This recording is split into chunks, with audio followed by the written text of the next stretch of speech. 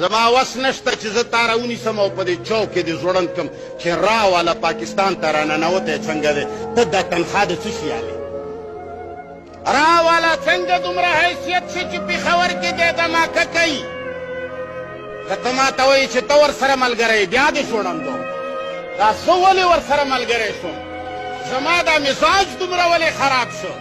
زه دا بې غیرته ولې دومره شوم زه دا ملک دښمنۍ ته تیار چا کړم او ماله دومره واک چا راکړه چې زه غیر ملکي ایجنسۍ سره کار کوم دې ځای ته زه چا ورسولم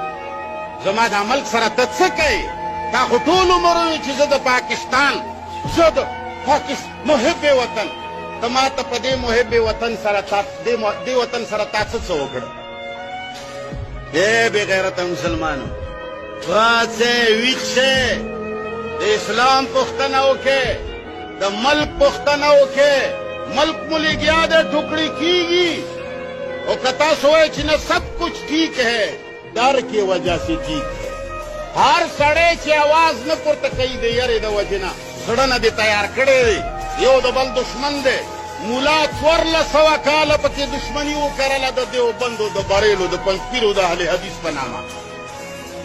مولا خلق دې ځای ته ورسول چې نن په یوه ځای به فضل الرحمن چې اعلان وکړي ټول پاکستان مسلمان